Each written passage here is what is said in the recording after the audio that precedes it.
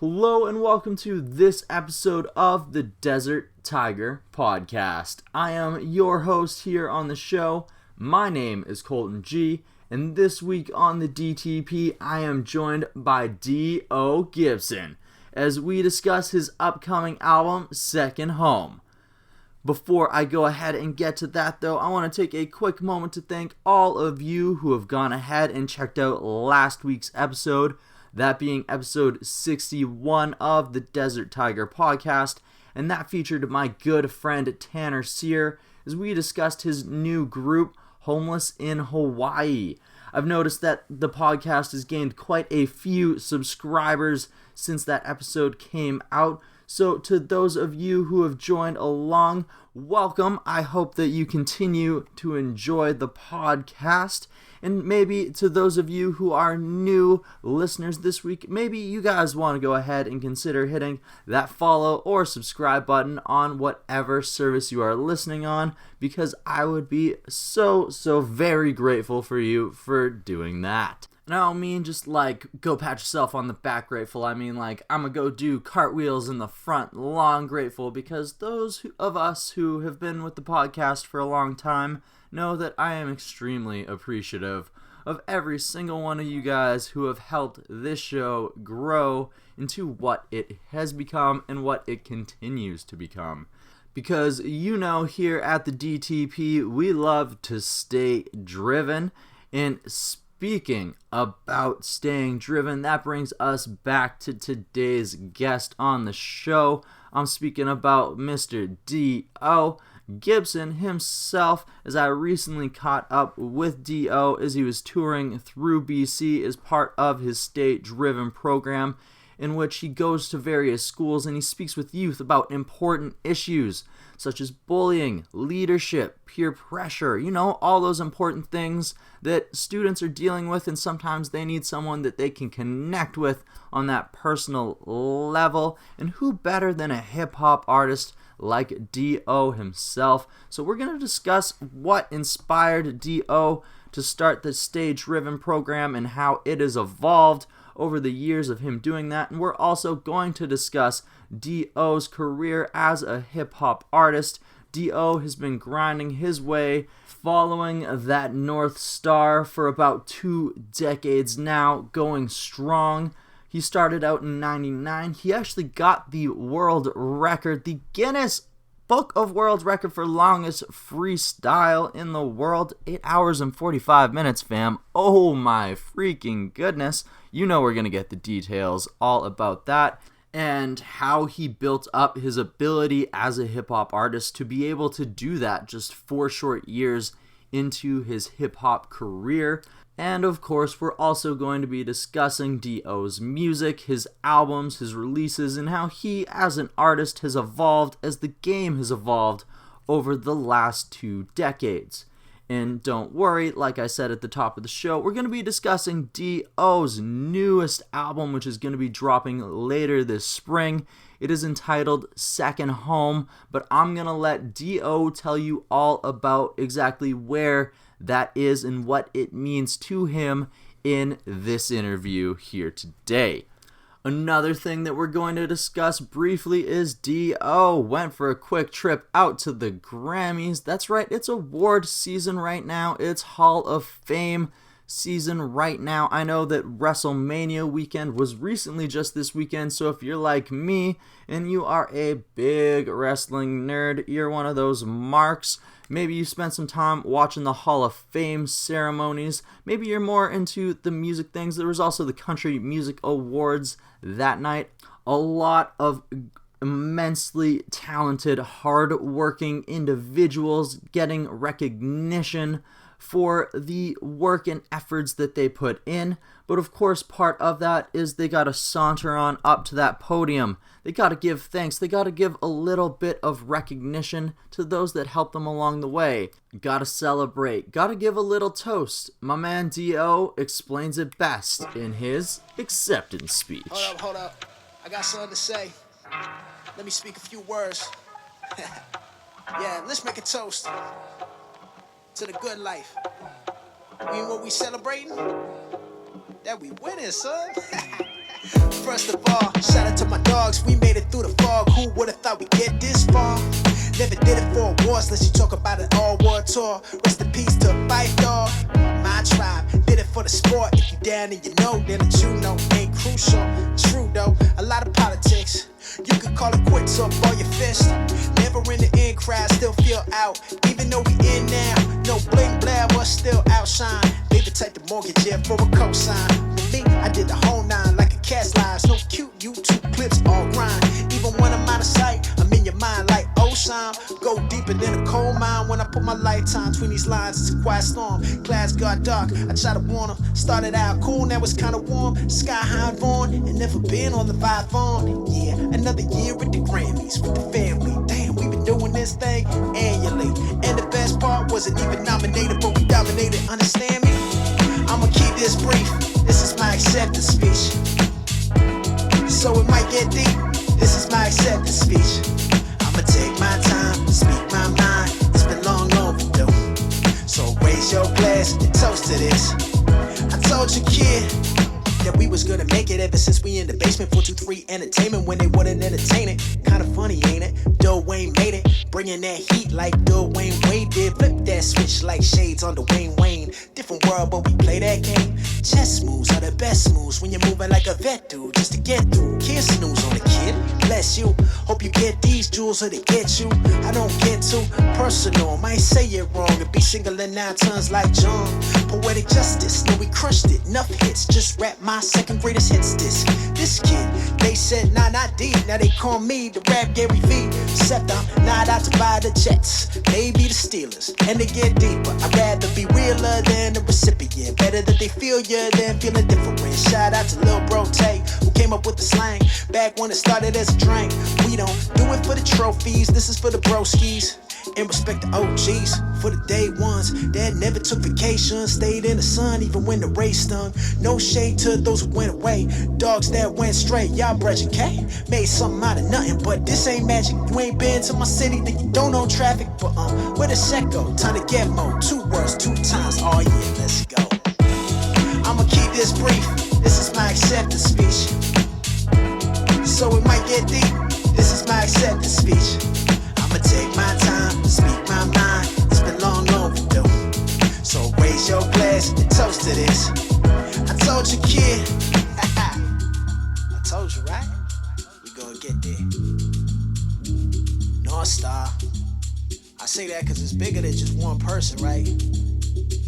One of us wins, we all win.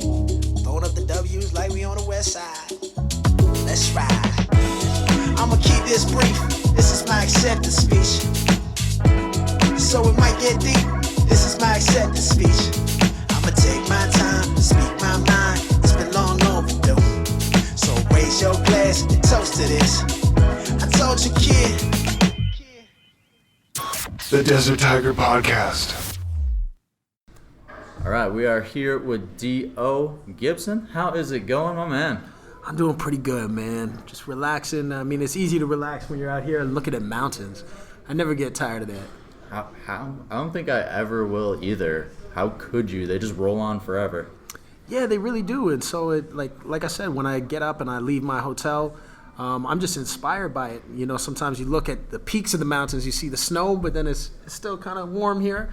I left Toronto and it was snowing, so I like the best of both worlds. Seeing the snow, but still being warm enough that I don't have to deal with that.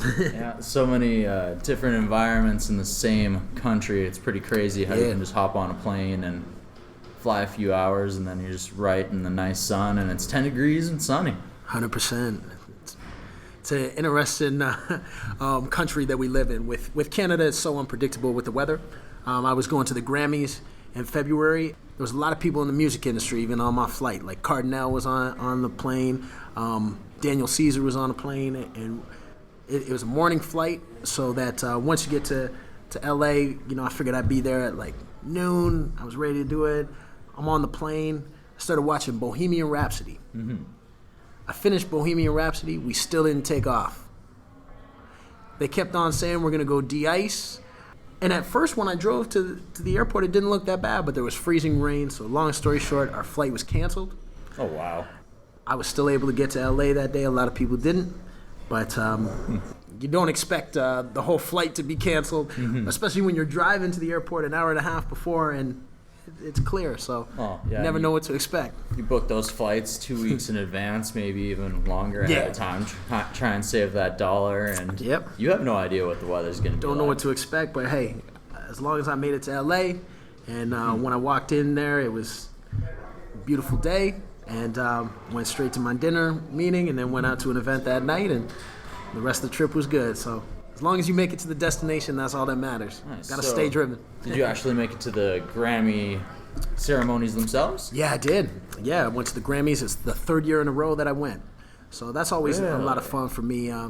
Because you get a chance to walk the red carpet and, just meet people. It's not always about like the celebrities you meet, as opposed to just like some people that you might not recognize their impact on the game. So for instance, when I picked up my Grammy tickets, it's always a big procedure. You got to go there, like you got to bring your ID, because you can't buy Grammy tickets. The public can't, right? So I'm a part of the Recording Academy, and so we went to the hotel that the Grammys is hosted at, just right after we picked up the tickets, and I just ordered a drink, and this other guy came up ordering a drink, and I'd been talking to people sitting beside me, and they've been in the music industry, and so when this guy came up, I asked him like if he was going to the Grammys, and he said yeah.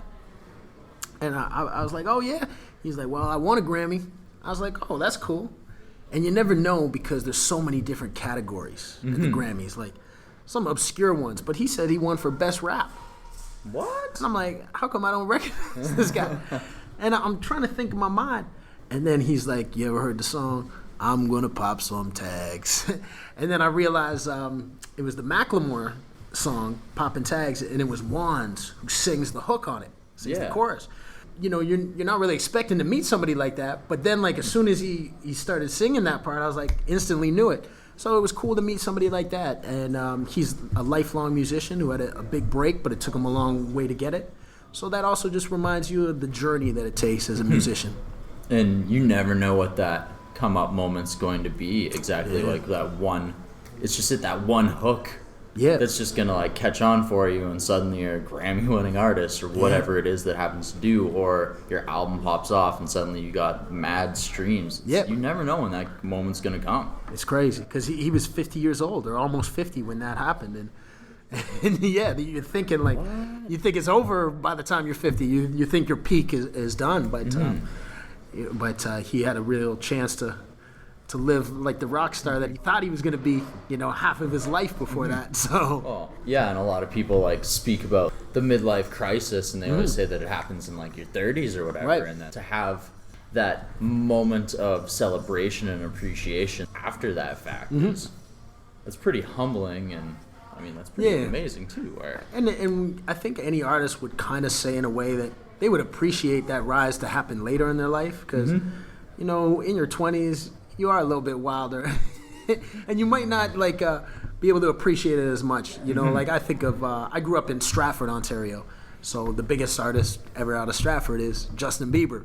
Yeah, and he went through a wild time. But can you blame the kid with that level of success and coming from a really rough family? And whilst people look at Stratford who don't know it, they think it's just a small town, but it's a rough small town. So I think he's done pretty well considering. And he's still just like 25. He's still a kid. So well, for everything that's been thrown at him, because even me at 28, I understand you're in your 41, correct? 40. Turning 41. Okay. My Wikipedia will probably say 41 though. Wikipedia says 41. That's my bad. Well, yeah, 78, so it's coming up. It's like for us at our ages, we've already had the opportunity to learn some of these experiences with money or something else. But like for Beaver, he got thrown into this 9 years ago when he was 16. Like, it's crazy to have that amount of money thrown at you, and then how many people were coming to him and calling him, and he's just a kid. Yeah. And there's people who are like trying to rely on him at that point in his life. Yep. He doesn't know these things. He's still going through high school. He doesn't even know who he is as a person. Yeah. It's a tough thing to figure out. I think it's always one of the things I talk to kids about in school is I talk about the people that surround you. So I put a quote on the screen that you are the sum of the 5 people you spend the most time with. So choose wisely.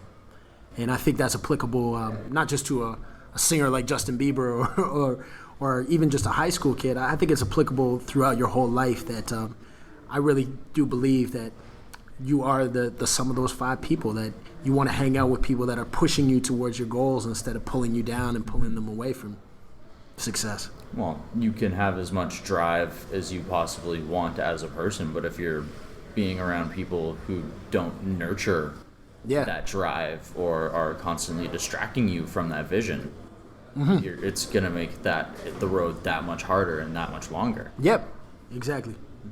So, as you said, you've spoken to some kids, and one of the reason that you're in town today is your Stage Riven program. That's right. So, what led you to start the Stage Riven program? At first, I was just asked by a family friend who is a teacher, and she asked me to come in and speak to her classroom. So not even like the whole school that I do nowadays, but it was kind of based upon that I graduated from university a few months before that, and I also came up with a music video, and I was able to get that music video on Much Music. So I think from an educational standpoint, my family friend and a lot of the teachers, I realized, hip-hop has always had kind of a bad rap as far as, people think the negativity of it, especially back when I started. So it was talking about pursuing my dream, pursuing it in rap music, something that all the kids love, but also saying I have an education, and my education has helped me achieve my goals. And so fusing those two things together, and I was really nervous when I did my first show because I think sometimes even with a smaller group you get a little bit more nervous, but as soon as I started talking to the kids, I realized I didn't have to be nervous. It wasn't like a class project or something you do in school that, you're thinking about a grade. I just enjoyed kicking it with them, and I was asked to come to another school, and then I said, maybe I could make a business out of this, and I've been doing it for over 18 years now. 18 years. 18 years. Wow. 18 in life. At first, because I imagine over 18 years that the message behind Stage Riven has gone through some form of transformation. So when it starts out, you're just fresh out of school yourself, and you still have some of these experiences fresh in your mind. So how has the journey for Stage Riven changed over the years? Because back 18 years ago to now, technology has evolved.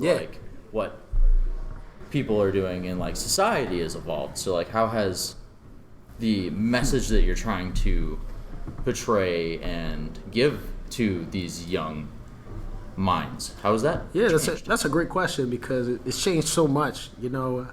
When you first start out, I was talking about goal setting. I was saying my goal was to be a rapper or to make a music video.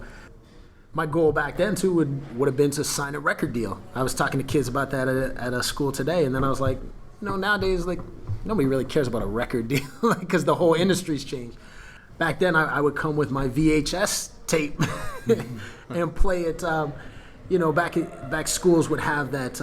You'd wheel in the TV that had a VCR, and it seems crazy to me nowadays because that TV was probably about 32 inches, maybe 40, but we didn't have 40-inch TVs like every single house has now. Oh, definitely not on cars. And this is for the whole school would be watching just on this small screen.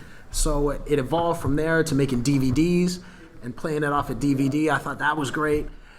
But then projectors came in. I would make a whole PowerPoint presentation.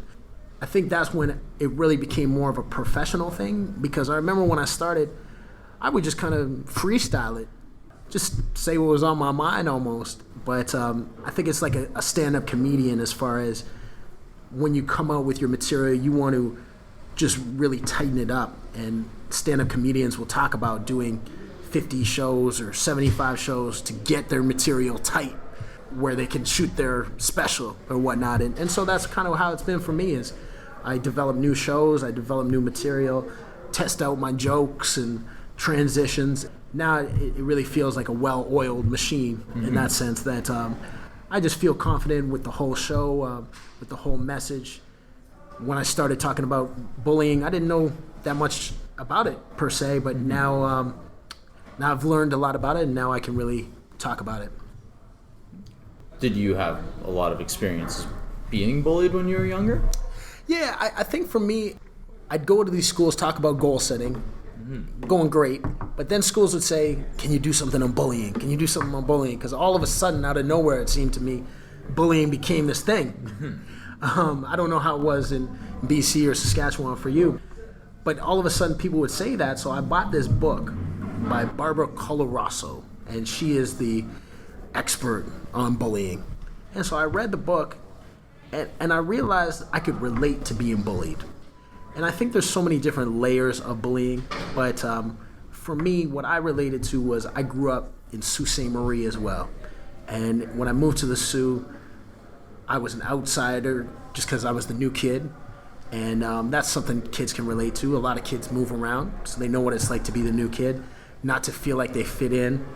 I was the only black kid, so I remember being called different names. That's what bullying's about too. And then it's about how you react and respond to being called names or being told things. And so that really just led me to realize I can speak about bullying. And for me, my message with bullying was I had an outlet, and my outlet was music and writing. So I would come home and write down my thoughts, and it wasn't so much a diary or a journal, but it was my rap book, and that was the way I could express myself. And I talk about how an outlet is something you can do to blow off steam and build self-esteem. And I think kids need to hear that, because if you're an athlete, sports is a great way to blow off steam and build your self-esteem. But I'm more of an introvert, and I know a lot of kids are too. And go into my room and write in my raps, people didn't see what I was doing, but it definitely made an effect on me. And I hope to share that with kids too. Like, if you're not an athlete, if you're not a popular kid, there's other outlets you can have.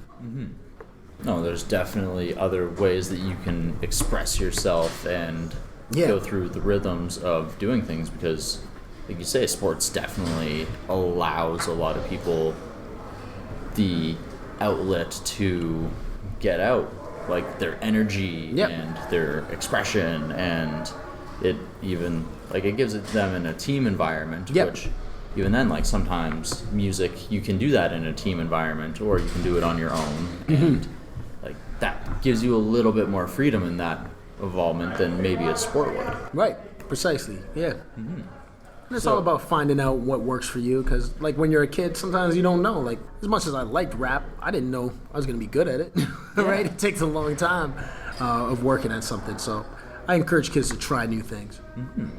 What has the reception been for you over the years? Because as we spoke earlier, you mentioned that there is a lot of perceptions on hip-hop and rap, and there's a lot of ideas on what mainstream is. So coming into schools, was there a little bit of difficulty connecting with certain people? Like, was there a perception against the hip-hop and rap ideal, like maybe coming from the parents, or maybe even just the teachers? Or did you find that you had a real easy time reaching the kids just because you were connected to them through popular culture? Yeah, that's a good question. I think for me, I noticed everything kind of changed all at once, because in 2001 and beginning of 2002, rap still had kind of a bad rap to it. People would say, like, Eminem, he's so bad, he's so crazy in this. But then 8 Mile came out. And 8 Mile was such a pop cultural phenomenon. I don't think people really expected it to be that big. All of a sudden, these rap battles would pop up all over the place. But then when I noticed teachers and parents would talk about Eminem, it completely changed. No longer was he this bad guy who was Slim Shady. It was Eminem, he's so poetic, the way he can use his words. And then I realized, wow, hip-hop has really just changed in pop culture, so that I know from that point on, it wasn't so much an issue with administration or with parents. And then with kids, I think whether you like rap or not, because, like, some kids listen to country, there's always the punk kids or the heavy metal kids. I think everybody kind of respects rap, though, too, because if you're genuine with rap, which is kind of the code of rap, is being real and being authentic. And so I think kids respond well to me being authentic. For schools, they look at me as the motivational speaker who's a rapper. But it's kind of like as soon as you get to a school, kids just know me as Dio, the guest rapper of the day. So I think that's always been a cool thing for me too, is that at first I was like, am I a motivational speaker? Am I a rapper? Well, to the principal, I'm the motivational speaker, but to the audience, I'm a rapper. And I've enjoyed doing that. Yeah, because I can't imagine the kids running home and be like, Mom, motivational speaker came Yeah, to school, exactly. Right? Like, Yeah. Going home, 100%. man. Yeah. This rapper Dio came to school today. Exactly. He was cool. Yeah, for sure. And I think that's the thing is being open to new ideas too, especially because when I was coming up, the music industry changed so much of, like I said, going from that record deal, or as a rapper, it was about pressing CDs and selling thousands of them yourself. And then, you could have 10,000 streams on Spotify, and that's great. But that's giving you like $2. So I think it's important for artists to have a lot of different multiple streams of income and different type of hustles as well.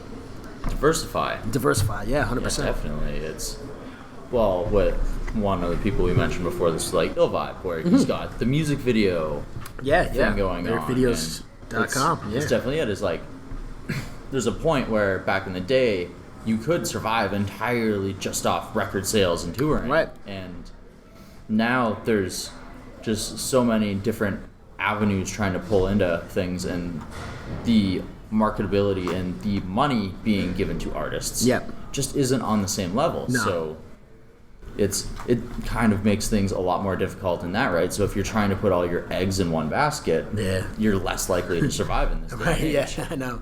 Like, good luck, but I don't know if it's the right call.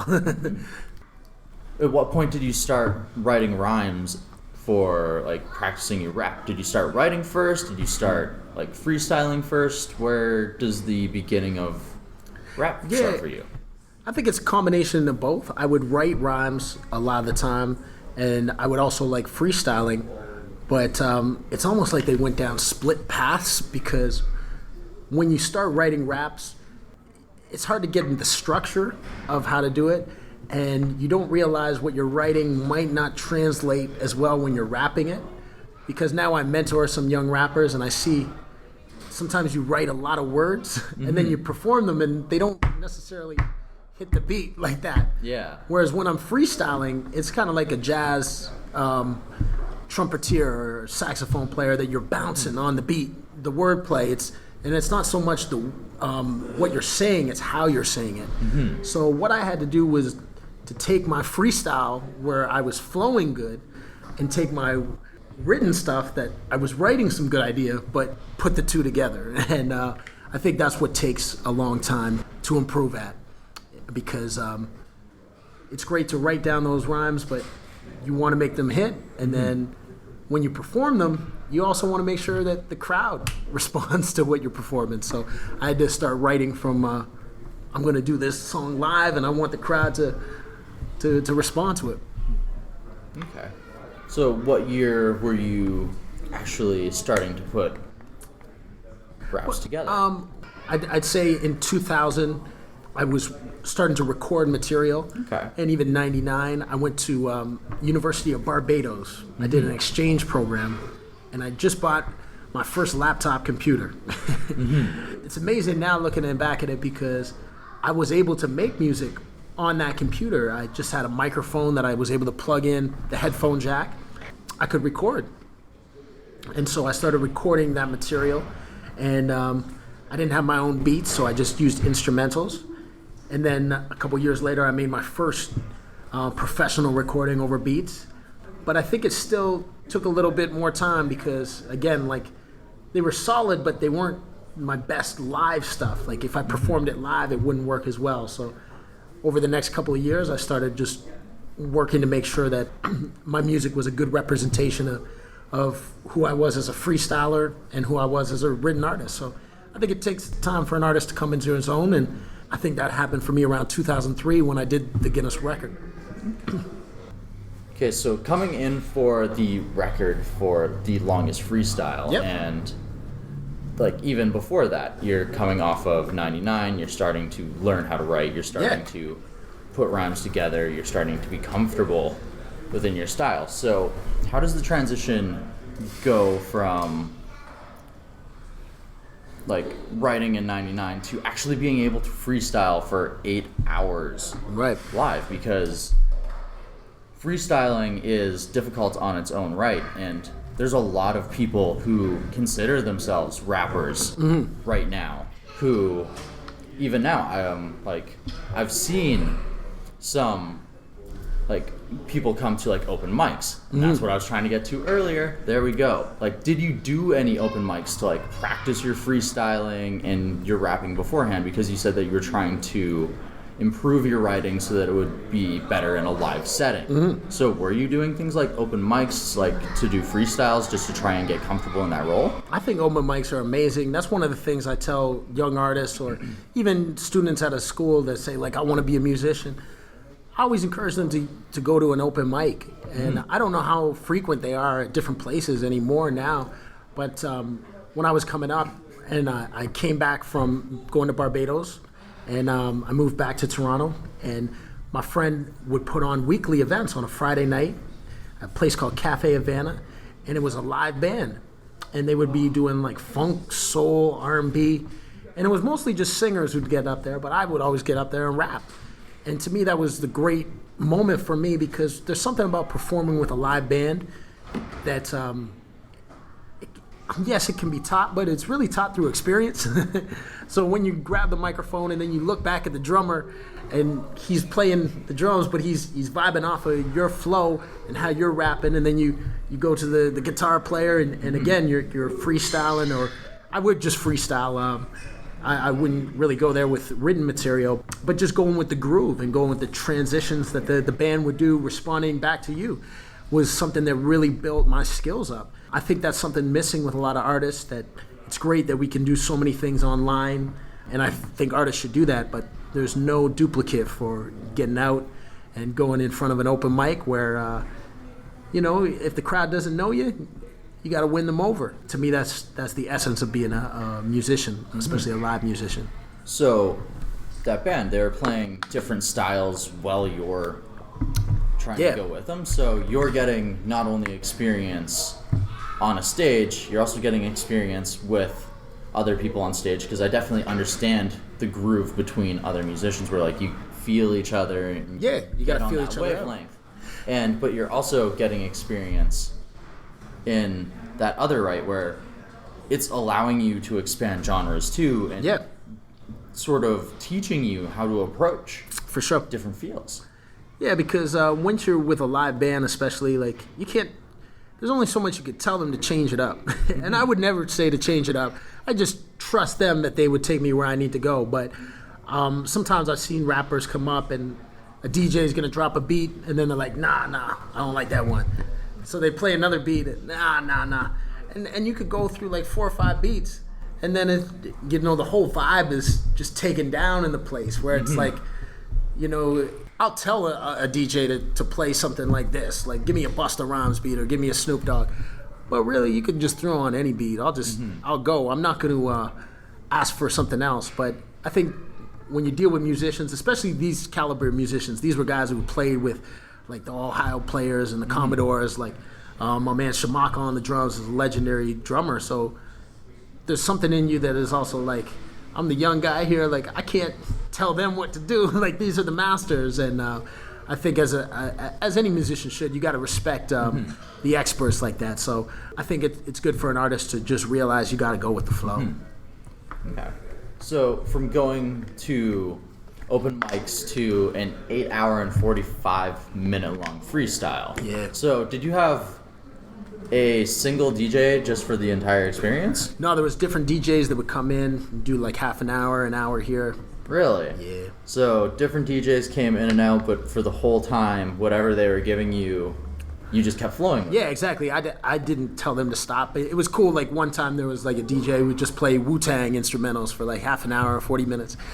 And so I would just freestyle over that. But yeah, I didn't really say switch the beat because that would switch the flow. So yeah, I just went with it. Just kept rolling with it because I've seen, I'm not trying to call anybody out, but I've even seen some hip-hop artists who it'll be their own music. Right. And a DJ will go and start dropping the track and I'll be like, whoa, no. Yeah. I remember that one. And it was like, wait, what? Yeah. It's like, man, the crowd was about to pop off. And it's got to be weird, like, experience for that, because it's like if you're a successful rapper to that level where the crowd really likes it, like where Drake's at, it's like half the time the crowd's just rapping. So it's like even if you forget your lyrics, the crowd just fills it in. So. Oh, which, I mean, even then, just go with it because it's exactly. a great experience. 100%. The vibes in that room once the crowd's rolling with you, it's just like, that's unbeatable and that's uncatchable. 100%. Try and put it in a bottle if you could. But. Yeah. Sometimes you just got to make the most out of those moments that you possibly can and just remember the great memories that you created along that way. And of course, I want to discuss some of the music here, D.O. I want to discuss some of the things that you've released, some of the albums, your label, North Star Entertainment, and of course the new upcoming album, Second Home, that you're going to be releasing later this spring. And of course the listeners here at the DTP know I'm going to be playing them another song off of that album, Second Home, coming up right away. But before I do that, I want to go on ahead and ask those listeners of the DTP, have they gone ahead and visited ilovedtp.com yet? Because at I Love DTP, that is where you find your Desert Tiger merch, your swag, the t-shirts. It is the best way to walk and rep the DTP wherever you go, whether it's a show, whether it's a club, whether you're just hanging out at home. You can represent Desert Tiger in style. That's right, by visiting ilovedtp.com. You can go ahead and find the newest in Desert Tiger merch. Like I said, I'm going to be unraveling some new things very soon. Working on hats, going to be dropping very soon. Some pins, some buttons, some new stickers. I'm going to be getting some tank tops in very soon with that design that the man Kaylor Coons made up for me recently. I got another design in the works right now. It is fucking so cute. I'm pretty sure I've actually told you guys about this before. I've discussed it with the artist. We have it.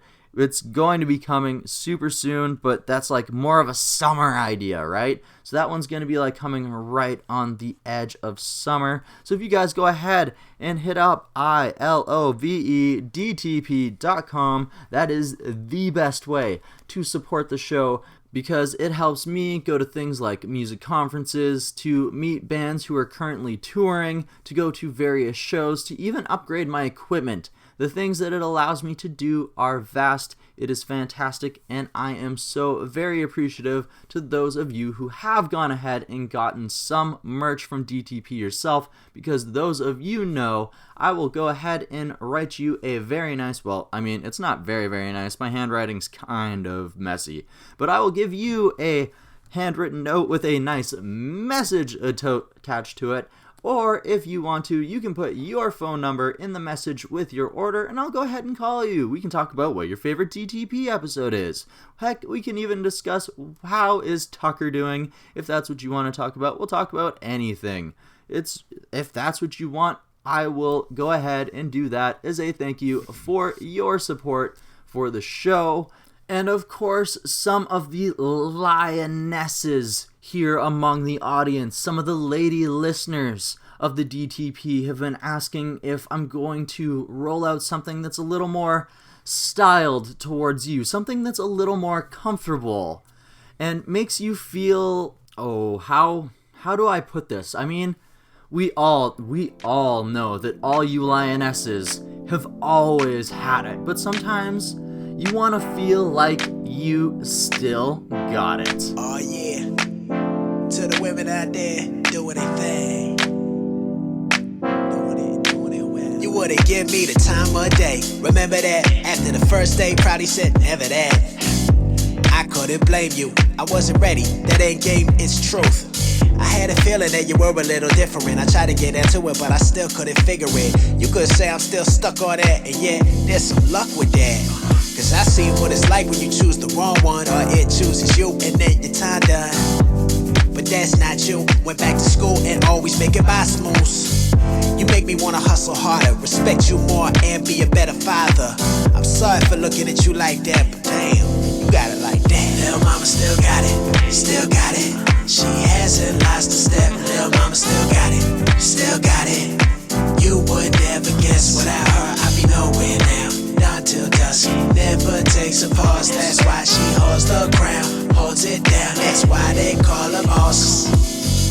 We was just kids then, so young and so innocent, so dumb and so ignorant. The outcome, I call it picturing. Swore I never settle down. You bring it up, I say forget it now. Back then I wouldn't bet it how we stay together and somehow be better now. Wasn't easy, so many times it looked over. Times were rocky like Balboa. Could've thrown the towel in, but we put our vows in. That made it difficult, could go both ways. Been in that boat, but rode that wave. What can I say? I understand. It's a privilege to be your man. Lil' mama still got it, still got it. She hasn't lost a step. Lil' mama still got it, still got it. You would never guess without her, I'd be nowhere now. Down till dusk, never takes a pause. That's why she holds the crown, holds it down. That's why they call her bosses.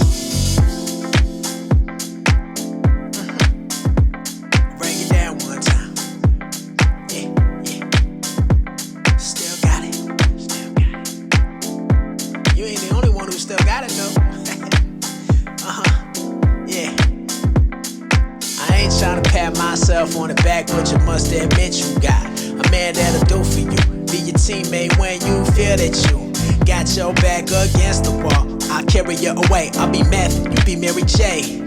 Cause you're all that I need, I'll be there for you. If you keep it real with me, I'll keep it real with you. Big Papa still got it, still got it. He hasn't lost a step. Big Papa still got it, still got it.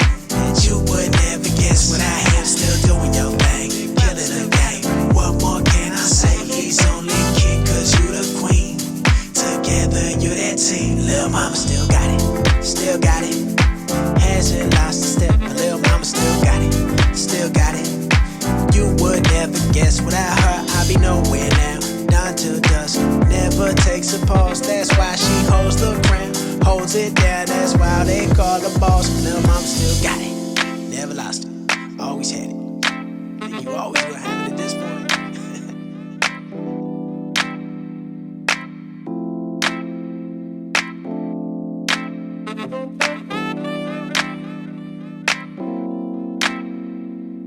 The Desert Tiger Podcast. You started rapping in 99. Yeah. You got the record for Longest Freestyle in 2003, but you didn't release your debut album until 2007. So why the wait? Well, I came out with the mixtape before, so I think that was a cool move because with mixtapes, they were so popular at the time, and it gave me an opportunity to release my own material, but also rap over other people's beats, which was what a lot of people were doing too. So I dropped Undisputed, my first mixtape in 2004. When I did the Guinness World Record, I dropped an EP as well. Okay. So I always had a steady stream of music, but I think for rappers especially, you're always really thinking about your debut album, and you want it to be special because growing up, Nas, Illmatic was such a classic, or Biggie's first album, or Jay-Z's first album. And so there was a lot of things that had to fall into place. And again, with making music in the mid-2000s, still cost a lot of money. So I was able to secure a grant from Factor, the Foundation to Assist Canadian Talent on Record. And that happened in 2006. But I wrote the application in 2005, got it in 2006, and made the album, and then was able to come out with it in 2007. So it was a long process, but at the same time, it was nice to be able to do it in an elevated professional manner, as far as like recording in some of the best studios in Canada. And I'd always known Classified, but now I could be like, yo, Class, like, I'd like to do some business with you. I want to buy a beat, because I think people assume that just because you're friends with somebody, they just hook you up. And Classified does hook me up, but at the same time, you want to pay musicians for their services, just like I would pay my man Slacka, who mixed and produced tracks. So it was a good experience that I was able to transition from the change of the music industry, but to kind of be an entrepreneur and have that grant come to myself and be able to administer my own project. Well, and absolutely. And as much as you want to be friends with everybody in the business. You also want to help make sure that they can put bread on their table as well, right? So, yeah, I mean, it all goes around. The money makes the industry go around, and I look at that as one of the great things about grants and how it really impacts the whole artistic community. Okay. So once you actually have gotten a grant, you're going in and you've got the North Star. Yeah. So for the North Star, had you already started North Star Entertainment at that point? Yeah. Yep. Just right at the same time too. So so that was kind of my first, big release in that sense. Yeah. Okay. Why the decision to start North Star Entertainment? Because to self-release, you don't necessarily have to own a record label in order to do that, but there are benefits to having a record label name associated to that. So why the decision to build North Star? I think it was out of necessity because when I did the Guinness World Record, I thought there would be more response from like media and labels in Canada, and there was eventually. Like a few months after I did it, maybe in August, I did something with Much Music, and I did a freestyle of all the different videographers and stuff. I also went down to New York City, and I was featured in Double XL magazine, which at the time magazines were the big thing, right? And I was at Def Jam Records and at Jive Records, and I didn't get signed per se, but just being in the office and having multiple meetings was really cool. And I just noticed Canadian labels weren't really doing anything with anybody. So there wasn't a lot of options. And then, it was me and my friends who were doing a lot of this stuff. And I always think that when you say we more than you say I, it just always seems bigger than it even is. So I would make my press releases from North Star Entertainment, and we are doing this and we are doing that, and sometimes people would say, who's this we? And sometimes it was just me.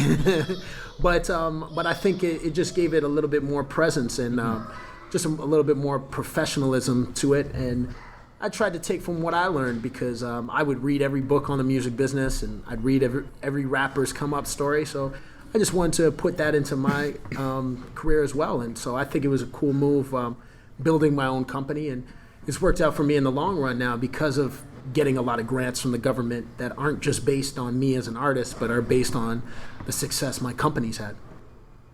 Just speaking on a label front, have you worked with any other artists from North Star Entertainment's perspective?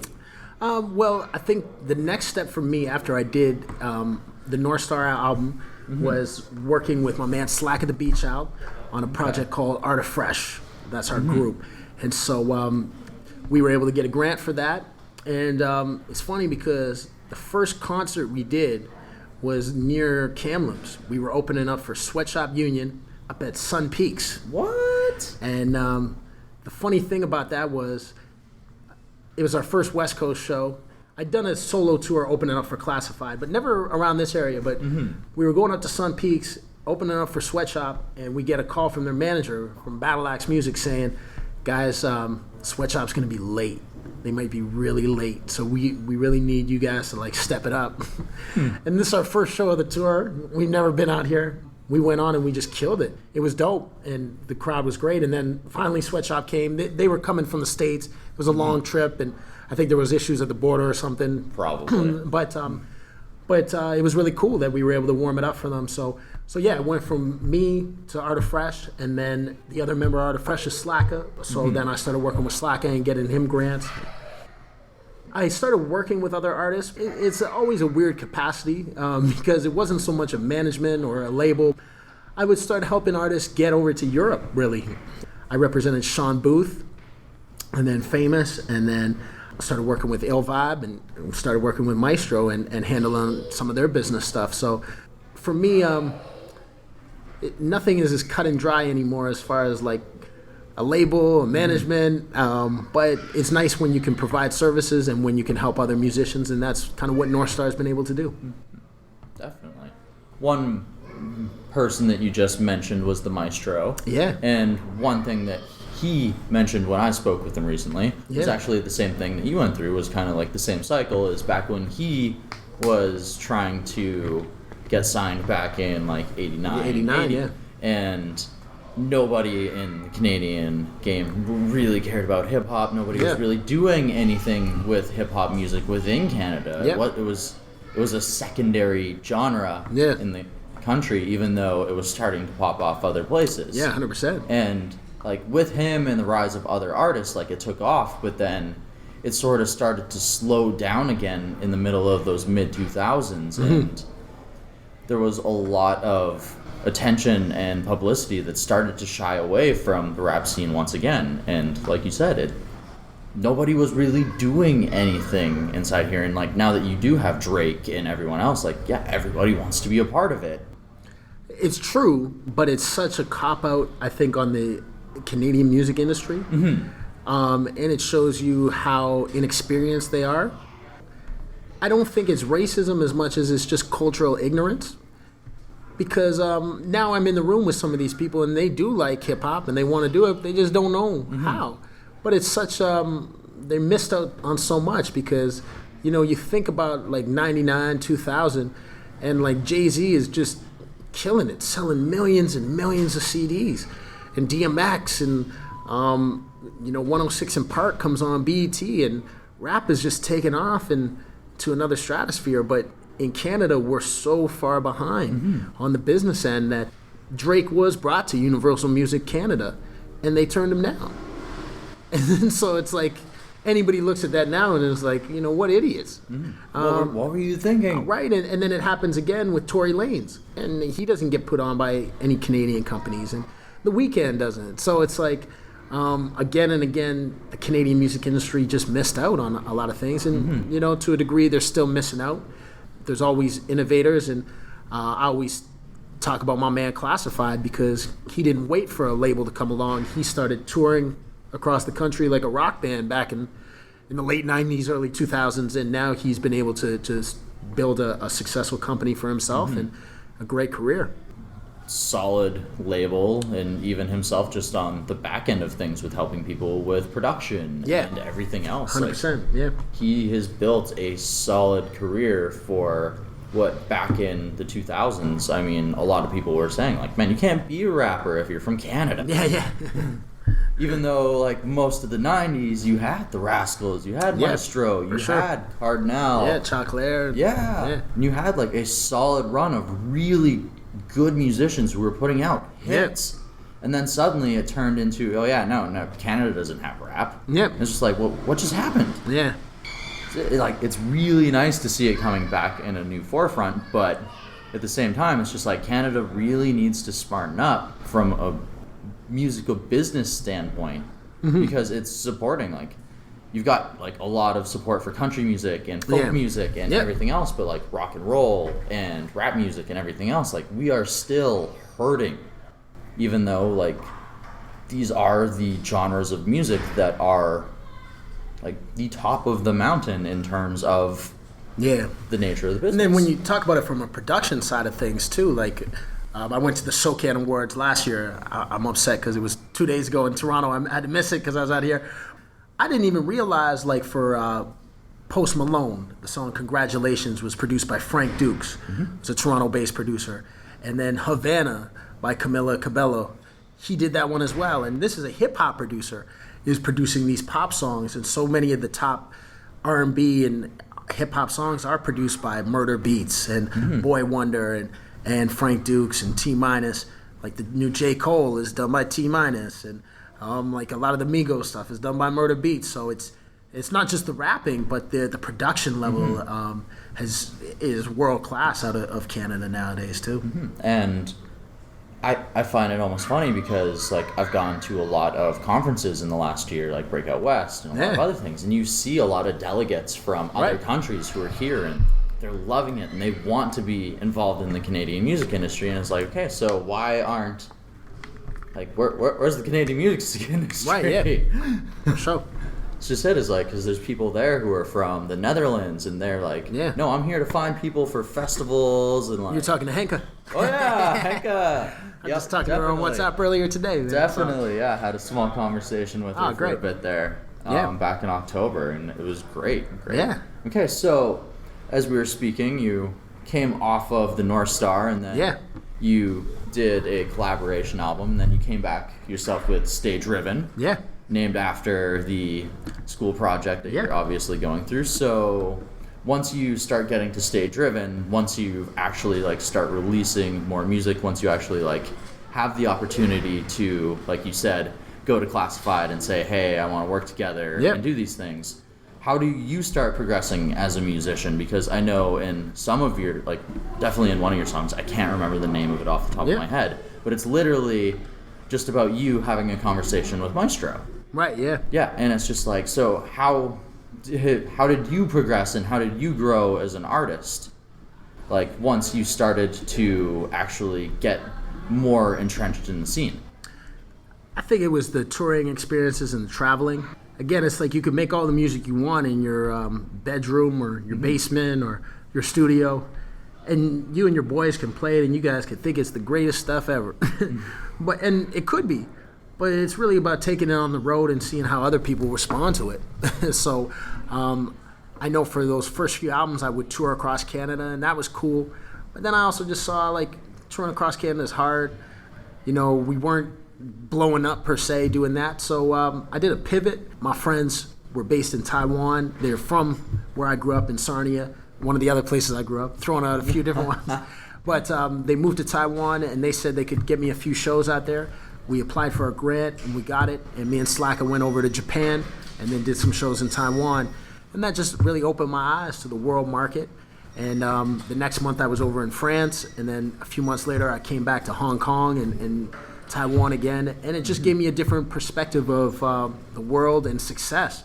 Because some people think that you have to sell 1 million records to be able to tour around the world. But I realized maybe I could find a market or a niche in some of these different places. So I met a woman named Henka at Midem. She said, we're doing this conference called New School Rules. I spoke to the Canadians from CIMA, the Canadian Independent Music Association, and I was able to start up a showcase there that brought out a few artists to come over to the Netherlands. And then we repeated that and we brought some more. This will be my 6th time going out there. And, we brought, close to 100 Canadian artists over there now. Over the years, and so it's been great to see artists go over there. And like my new album's called Second Home, and Netherlands has become one of my second homes. I was just there a few months ago doing shows, but I think for me it was just realizing that the world is bigger than Toronto. A lot of artists from Toronto think the world revolves around Toronto. I know that's doesn't just about music, but when you travel across Canada, like a lot of people in BC will say that about Toronto people. But yeah, just realizing that music can take you around the world, and that shifted my approach to making music. Well, and to afford that opportunity to 100 plus different Canadian musicians who otherwise wouldn't have the opportunity to get the experience that going to a foreign country, playing in front of their crowd and seeing how someone else reacts to something, because that's something that I want to ask you is, once you go to somewhere like Japan and somewhere like France, how do the different cultures respect and embrace you? Like, is there different ways that like they showed their appreciation for you when you're playing for them? Like how does going from Canada to Japan and France, like how do the different cultures like embrace the hip hop culture, and then how does that like affect you as a musician once you come home and you start writing again? Well, it makes you nervous at first because I remember our first time performing in Taiwan. We were at it. We were doing like a PA, like a public appearance, like just doing 2 songs, maybe 1 song, basically a medley. So they'll give us 5 minutes, but it was in the middle of the hottest dance club night. So anytime you're at a spot where there's like a couple thousand people and they cut the music and they're like speaking in Mandarin, that we got this group from Canada, Arda Fresh. You don't know what they're gonna do. Like I'm cutting into their party. But Arda Fresh has upbeat tempo, so they put on the music and all of a sudden people just started dancing and jamming, and that felt really good to just see them respond. And then I woke up the next day from my hotel. I opened up the door and they had the newspaper there, and I was like, I think I did an interview in the Taipei Times, but I don't know what day they're gonna air it, run it. And I opened up the newspaper and they had a big color photo of us. And then I was like, wow, this is cool. And then I went down to the bodega, the convenience store, and I saw they had the China Post there. And I was like, we did an interview in the China Post, but I don't know when they're running it. And I opened it up and there's a big color photo. And it just made me realize, like, here I am in another country, 50 million people, and we're in the two major newspapers. I'd go into clothing stores, I'd see posters about our performance, and then when we did our main performance there, it was just great seeing a lot of people come and know some of the songs from searching us, from seeing that publicity. And again, it was just great to have that respect in a different country. And I think that's what you always hope for. You're obviously respectful of their culture, but it's just a nice feeling when people take that time to learn about you when you're coming from halfway around the world. Awesome.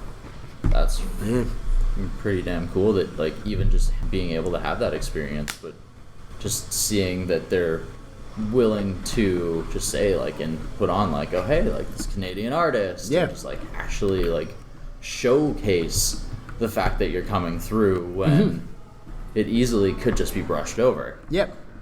We're now moving into the age of dad rap. Yeah. There we go. For D.O. So we've gone through a few albums. We're going through the age. Yeah. So you're a father yourself, right? Yeah, So 100%. how has raising children and, like, human beings into becoming, like, solid individuals and like that, how has that affected you as a musician and as a writer? And how has that affected your approach towards releasing music and the message you're trying to put out as well? I'm always glad now looking back at my career because, you start thinking like we were talking about at the beginning, like if you have success when you're in your teenage years or early 20s. And it's also like a lot of rappers don't want to show their music to their kids, right? So I'm glad now that, like, I took this route because now, like, I don't have anything to be ashamed of when I'm showing my kids my music. So I think that's always a plus. It just makes me more conscious of the words you say, and I got into an interesting, a polite argument with my man Il Vibe because he doesn't think you should release radio edits of songs. And that's what kind of dad rap is about. It's really frustrating when you're driving and you want to play music for your kids and you can't play a lot of it because even sometimes if they're taking the swear word out, you can tell what it is. Yeah.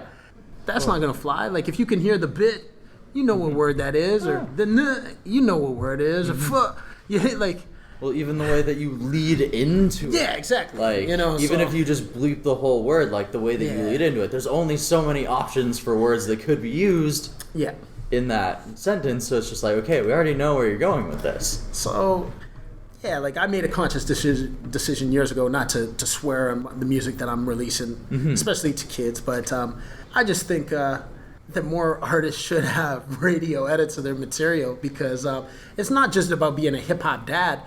I always think about it, if you're an artist and you go to meet a DJ and the DJ wants to play it on the Kamloops University station, you can't play the swear version.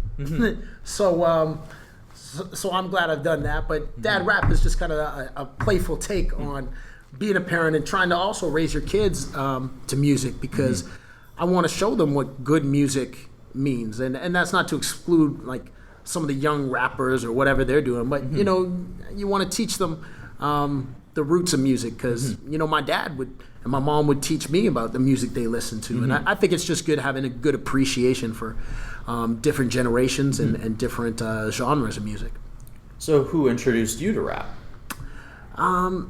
Much Music. Nice. Yeah, because with Much Music it was kind of like you just turn it on, and if you didn't have a radio station that was playing rap, and most stations weren't in the 80s, Much Music was going to be your main way, and they had Rap City, and at that time, I think it just aired once a week, really, and so I'd always look forward to seeing it, to see which 5 videos they were going to play, and then trying to learn as much as I could from those, and I think that's really how I became a rapper in a way that when you buy music, there wasn't so much variety. You had to, you were really putting your weight behind this one tape, one CD. Like, it better be good, because I'm not buying another one for another month. So I would memorize every tape that I had, and so I would know the rap lyrics so well that I'd start picking up cadences and flows from Fresh Prince or LL Cool J or Naughty by Nature, and I think that's what helps you build your own style is learning from others. Definitely, Fresh Prince is definitely a good role model if you're trying to take the approach of trying to use a cleaner language while still making approachable and music that you can connect to that still makes you want to dance and still makes you want to get up and groove, right? Well, it's funny you mentioned that. I don't know if you've known or seen it, but that's a big part of my show. So, because Fresh Prince literally was the first rap music I purchased. It was the first rap I got into because parents just don't understand. It was just a funny song. And so, when you're a kid, seeing something funny was cool. I could relate to it. Parents just don't understand. And this before the TV show came out. My dad got me tickets to the concert, and I went down to Mississauga, and I remember how loud it was. Like, I walked in the place, and De La Soul were the openers, and it was just so loud, but I liked it. And they don't do these concerts nowadays because they were in clubs, like they were in a nightclub, and my dad would go sit in the back, and you didn't have to be as worried about things, or I don't know. Maybe, I don't know why my dad let me just roll off, but I would just go to the front of the stage, so I'd be like the young kid squeezing my way in. There wasn't, I don't remember any other kids at these concerts either. But I would go in and I'd see Fresh Prince, and I just remember sitting back and watching it and thinking this is really cool. So when I go to my school shows now, I do a segment about role models, and I play the Fresh Prince theme song. And I go through about why he was a role model to me and an inspiration. But yeah, looking back at it now, seeing the approach that he took with his music, it still lasted. Any summer, it's about to be summer, and there's one song everybody wants to put on. Summertime. So you know it. Yeah. And it's actually funny that you mentioned that Ill Vibe was saying that, because it's something that I know that he has spoken about recently is his will to stop using certain language in his music just because Facebook ads won't let him even run ads for it, just because he does a lot of lyric videos with this stuff. Even for him, he's just, man, now I just have to stop dropping it all together. Right. It's difficult. You either have to be dedicated to this, or if you want to go a certain route, you actually have to be mindful. Yeah. It's an interesting world we live in with Facebook and Google ads and all that stuff along with it too, for sure. All right, so you mentioned that the upcoming album is entitled Second Home. So you want to speak a little bit about that one? Second Home is an album, 9 songs that I did with Tantu, who's a producer from the Netherlands. I've never met him to this day, but I found him online, and I just really like the vibe of his beats because I think with my style, I've enjoyed making music with Slacka and with Classified. And what I like about both of those guys is that it's not old school, but it's old soul music in the sense that it has that vibe of classic hip-hop, but it doesn't sound like it's in the 80s or 90s or 2000s. It sounds current. And that's what I liked about Tantu's vibe. I was like, this is cool because it's funky, it's fresh, and a lot of live instrumentation. And so I started recording a few songs, and I did Quit That Job, and had a nice funky vibe to it. And then I did a song called Come On Cuz, and had a jazzy vibe to it. And then I was like, I might as well just make a whole album. And so it's been a lot of fun doing that, and releasing a song this week called Acceptance Speech, and then dropping a record called Moneyball, and then Made It from the 6. So it's going to be a fun rollout of the album, and it's coming out in late April. Nice. I actually heard Made It from the 6 earlier today. Tight. So, yeah, nice and tight. I think I heard, can't remember what the track's called, but it's got a lady in a dress on, Still Got It. Still Got It. That's a dope track. No, Mom Still Got It. Yeah. So that, to me, that it's funky and it's fun. And to me, I like having fun on the mic.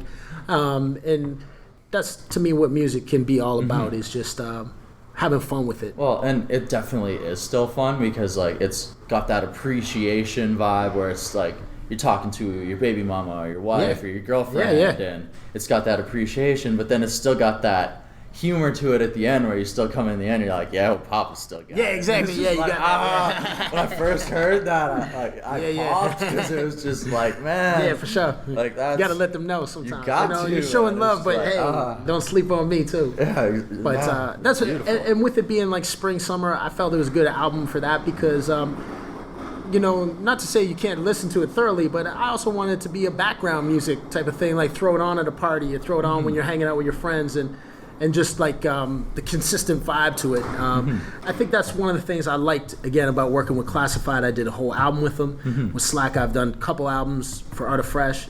And when you work with one producer, it's a nice, clean, consistent sound the way through. And I think sometimes artists don't think about that when they work with different producers, because then your album kind of is disjointed. It can be like, you got this one big sounding record and then another one that sounds like East Coast and West Coast and it's all over the place. So I like having that consistent sound. Yeah, it's got throw it on from beginning to end. Yeah, it's got a flow. And having 100%. The same producer can Yeah. definitely like add that, where it's like it might not even be the same style of song, but it like it has that. There's something that kind of unites it. Yeah, continuity for sure. Yeah. Fantastic. So, do you plan on meeting up with the DJ when you make it to the Netherlands for this next round? That's the plan. So, in January, I did the Second Home Part 1 tour. And I already, like, it was funny because, like, when you announce a tour and you call it Part 1, it's like, you're obviously saying there's going to be Part 2. Yeah. but like, I haven't announced that. So that Part 1, I went to London, I did a show in England, and then I went to the Netherlands and did Eurosonic Festival, and I was seeing if he was going to be around, but couldn't reach out. And then I just did a big Black History Month tour in Ontario. But then this tour right now is called Second Home Part 2, because BC has kind of been my second home from the amount of tours I've done out here. But then Second Home Part 3 is the first song on the album. Oh. Because I tried writing the intro of an album. I always like doing the intro as one of the last songs, but I couldn't get it. Like I recorded two different versions. It wasn't really working. So when I did Part 3, I was like, this is the one. And the Second Home Part 3 tour is going to be next month when I go to the Netherlands for New School Rules. I'm doing a big boat cruise party in Amsterdam, and Tantu's supposed to come out to that too. So it, to me, it aligns perfectly in the sense that Second Home Part 3 is the first song of the album. This will be Second Home Part 3, the tour. And it'll be kind of like the official release out there too, and it'll be great to connect with him in person. Kind of coming in, coinciding with each other at the same time with the release. Yeah, nice. Yeah, because I think as a producer too, when you deal with people online, there's a lot of people who just flop. Like, and I've seen this happen. I've done it even with producers. Like they've given me a beat, I've even paid for beats, and I never released them. And so I think there's always a skepticism when a producer deals with an artist of like, yeah, are they for real? Like, are they really going to release this song? And what he's seen from me is just a steady stream of releases and professional with it, and now leading up to the album. So I think it's all coming together. All right, fantastic. Well, I'm extremely excited to hear Second Home once it drops. Yeah. All right. I appreciate the interview, man. This is great. All right. Well, thank you for joining me. Where can the listeners find out more about D.O.? One of the best moves I ever made was branding myself correctly, because I hate when people say, you can find me on Instagram here and this there and this. So everything for me is I am D.O. Gibson. I am D.O. Gibson. I am D.O. Gibson on Twitter. I am D.O. Gibson on YouTube. I am D.O. Gibson on Instagram. I am DOGibson.com. Keeping it nice and simple. Yeah. Tons of music videos up there on the YouTube. 100%. Fresh tracks dropping all the time on the Spotify, so go ahead and give them a follow. Yeah. Why not? That new album's dropping right away. You guys want to be on it ASAP. Yes, sir. Yes, sir. Oh, yeah. iTunes estimated drop date April 26th for D.O. Gibson's new album, Second Home. I already have it pre-ordered. You should probably go ahead and give it a pre-order too if you can. If you do, you're going to go ahead and get yourself an early download of the track Made It from the 6th. Of course, you can also go ahead and follow D.O. on Spotify, Apple Music, whatever you use. And when that album drops, it's going to be in your hands. A bunch of the singles off of that album are already available for your listening pleasure on Spotify, Apple Music, and all those, including the 2 tracks that we played on today's episode, that being Acceptance Speech and Still Got It. I love those tracks. I hope you guys were digging them too. I hope they had you dancing. I hope they're stuck in your head. I actually really hope that they are stuck in your head. Alright, I want to go ahead and thank Strut Entertainment for going ahead and hooking up this interview with D.O. Gibson. I am got mad love. They're actually going to be bringing us a few guests here in the near future. I'm very excited to be working more with Strut Entertainment. I also want to go ahead and thank you guys, the listeners of the DTP, for tuning in to this episode. If you are not a subscriber to the podcast yet, what are you waiting for? Go hit that follow button. Go hit that subscribe button on whatever service you are listening on. If you want to support the show more than that, maybe you want to go ahead and share this episode on your social media with your family, your friends, maybe even if you have enemies on your social media, maybe they'll tune in too. Maybe, who knows? I know a lot of people like to keep their enemies close, so maybe you got them on your Facebook friends list. And so maybe you can bombard them with Desert Tiger podcast links. And of course, for those of you who want to support the Desert Tiger podcast everywhere you go, you can go on over to I Love DTP, that being ILOVEDTP.com, to get yourself the hottest Desert Tiger merch so that you can rep the Tiger everywhere you go. I have one correction I want to make during this episode. During the middle, I use the word lioness. We are the Desert Tiger podcast, which would technically make our female listeners tigresses. So whether you are a tiger or a lion, whether you're a tigress or a lioness, whatever makes you feel fierce, get out there, stay driven, and know that no matter where your dreams take you, you are always welcome back in this cat pack, in this pride. Alright, next week on the show, we have the return of Ille. That's right, Ill Vibe is going to be coming back in the exact same week slot that he had last year in 2018, that being the week of 420. Why? Because Illy seems to have a very consistent release schedule with music on that week, so why not have Illy back speaking all things heavy aux.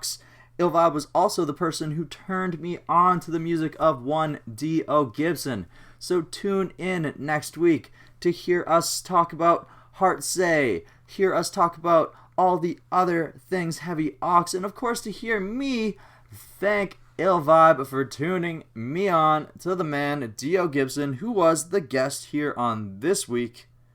So thank you for tuning in. Have yourself a fantastic week. And next time, I will catch you next week. Episode 63 with Ill Vibe. The Desert Tiger Podcast.